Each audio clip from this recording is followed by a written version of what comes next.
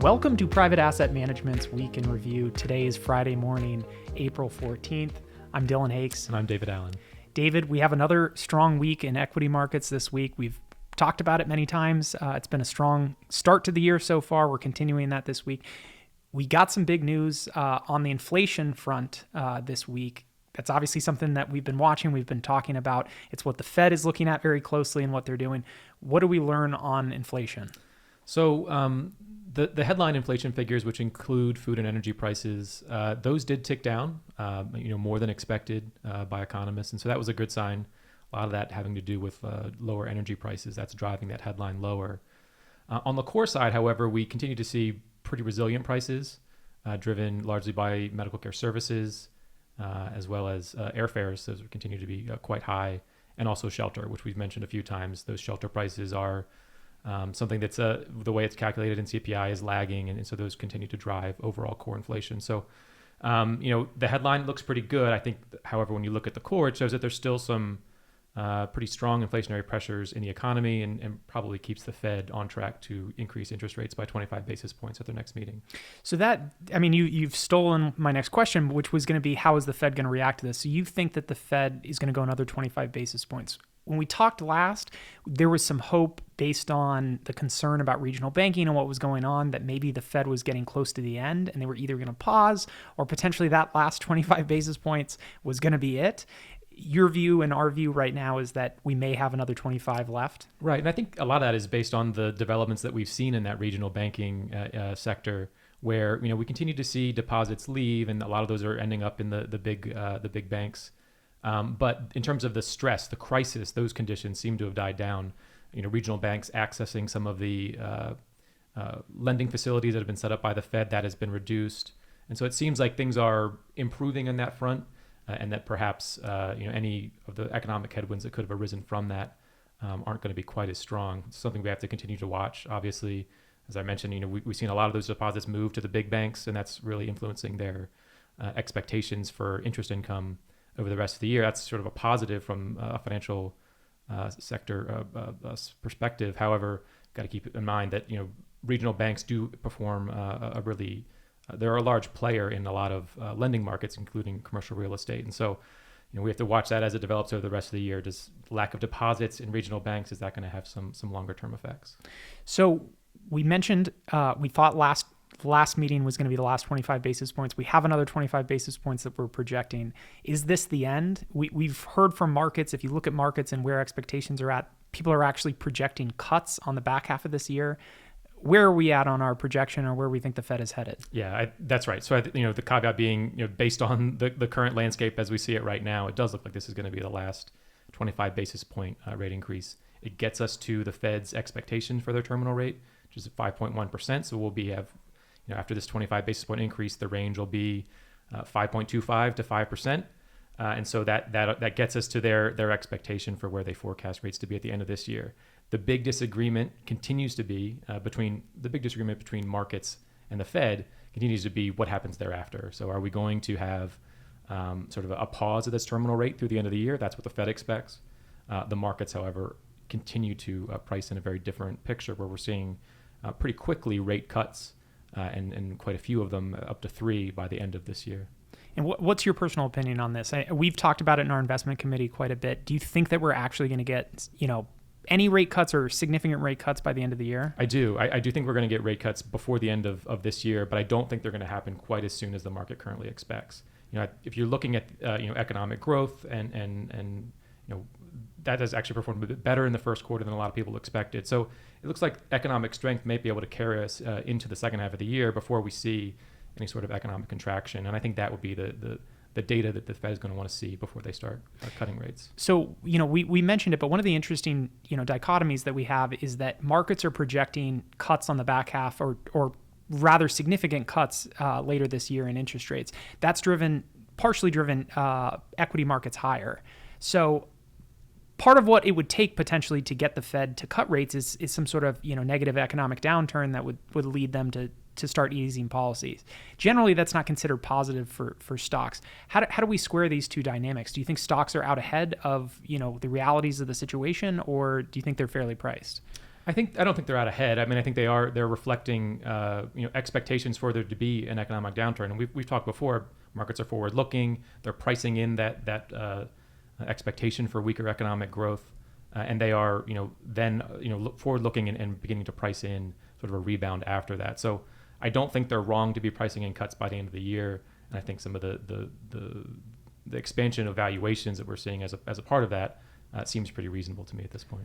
Another explanation I've seen recently that we've talked about equity markets being strong is the idea that companies have obviously really, really tightened their belt on the expense side of things over the last year. We talked about it earlier in the year that companies were getting pretty serious with their expense cuts, in the event that potentially that there was going to be an economic downturn and trying to get prepared for that. It seems like there is a possibility that we don't hit a recession this year and that we might narrowly escape. Is that possibly one of the upsides, is that companies have cut expenses, earnings may, surprise to the upside because, the top line doesn't quite fall as much as, maybe had been feared? Absolutely. I mean, and there's no better example of that than the tech sector, which, during the pandemic saw, a big boost to revenue growth driven by sort of more people working from home, more people using online services. And then more recently, CEOs have been almost unanimous in their expectations for, we need to be more rational about how we're spending. That's where we're seeing these headlines for layoffs and reductions in the amount of real estate that these companies are maintaining. So that's a great example of that. And it could be that is enough to offset any headwinds they might face in terms of operating margins as this earnings season continues to get underway. I mean, we're just at the opening stages of that, and something I'm sure we'll cover in future weeks. The other big piece of news we got last week was we heard on the oil, the energy side of things, we heard from OPEC. They made a big announcement that they were going to cut production preemptively. That sent oil prices higher and jumbled the market for a little bit. What did we hear out of OPEC? Yeah, so the initial rumors were that they were going to be cutting output by more than 1 million barrels per day. It looks like it's going to be about 1.6 million barrels per day. And as you mentioned, one of the reasons for their rationale for doing this is we're seeing this turmoil in regional banks in the U.S. that could lead to recession there. We don't want to have an oversupplied market.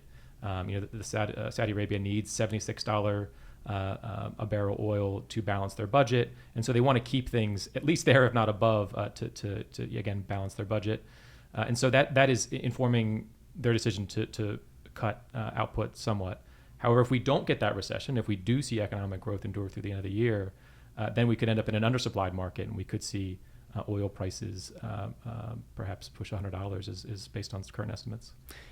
I don't think anybody wants to go back to that point, what we Sure. dealt with last year. I think that would be bad, not just for consumers, it would be bad for inflation and what the Fed is trying to do. It would put a bit of a thorn in the side of the Fed trying to fight inflation and hopefully trying to get to cuts later in the year.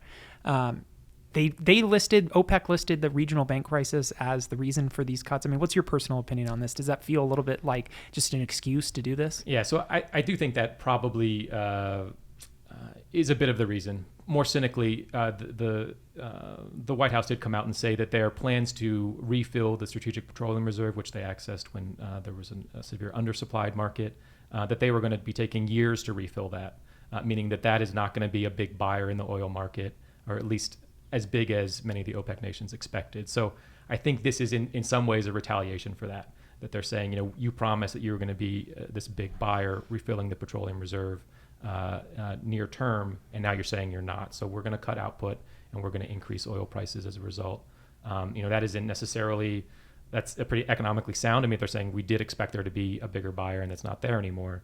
But certainly something that is a consequence of what the administration has decided to do in terms of the oil policy.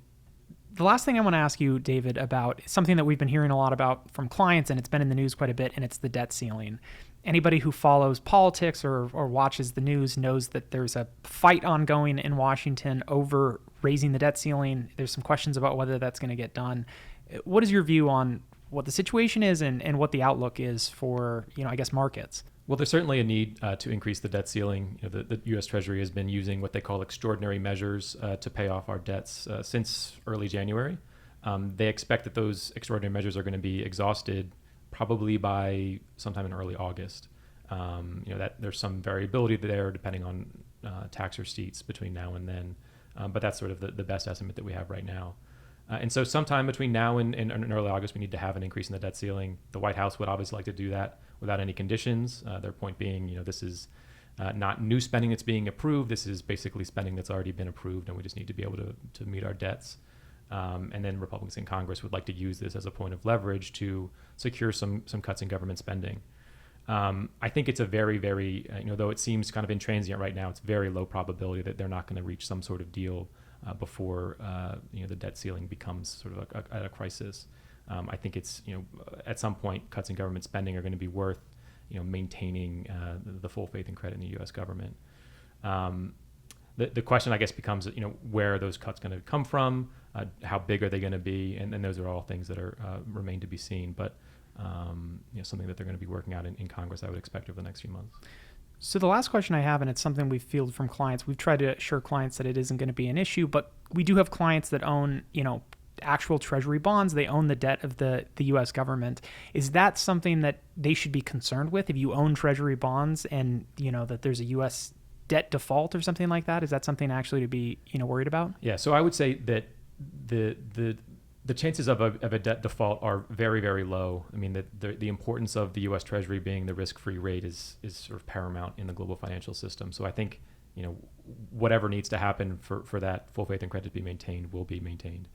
The other point would be that there could be some volatility around that. There could be some, we've seen this before where the U.S. government did have their credit rating downgraded. That may be something that we see again, low probability, but something that could happen. But in that situation, what we tend to see when markets are, when there's sort of fear in the market about some event like this, there tends to be a rush towards treasuries, not out of. And that includes some of the last debt ceiling fights that we've had. So I would expect this to be no different. So even in that case where things really become a concern, and I would expect there to be some support for treasuries just based on the concern about the turmoil that it could cause if there was a default, that could be a positive for U.S. treasuries in somewhat a counterintuitive way. So, you and I have talked about it, and we've talked about it in the investment committee, but it feels like a lot of this jockeying to fight over the debt ceiling, it's not a good thing for the U.S. for them to put that at risk at all, to put our credit rating or our standing as the risk-free rate at risk at any level. But I don't really feel, and I want to get your take on this, that it's an immediate concern from investment side, either treasuries or equities. There may obviously be some sort of reaction as things, if they heat up and they get closer to, reaching the point of, some sort of default. But it's not a problem that will, affect the U.S. economy immediately. It's more likely that, if we get some sort of credit downgrade or something like that, that could have longer term effects, but it's not something to worry about, in the immediate. Would that sum up what your thoughts on that? I would agree with that. I mean, I think what we're seeing in terms of headlines, that's more coming from the political side. There really isn't a need right now to make any changes to the way portfolios are allocated based on the debt ceiling and what might be happening later this summer. We're going to continue, as I mentioned, to keep an eye on it, keep an eye on how things are progressing in terms of talks and reaching some sort of agreement, and then what the impacts on the economy and markets could be from the agreement they do reach. But though I can understand clients being a bit worried about it, I would sort of caution them against making any changes to the way the portfolios are allocated just based on the headlines that they're reading right now. So turning to things that we're watching besides the debt ceiling, David, what are you looking out for next week? Yeah, so it's a bit of a quieter week in terms of economics, but we are going to be getting more and more of the biggest companies reporting their earnings.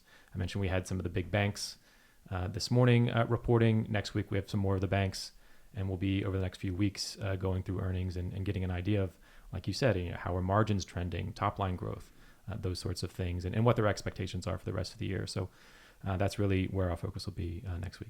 I agree. I think earnings are going to be king, and they're going to determine what the rest of the year looks like. So I want to thank everybody for joining Private Asset Management's Week in Review. I say it every week. If you like the videos, go ahead and subscribe on YouTube. We'll see everybody next week.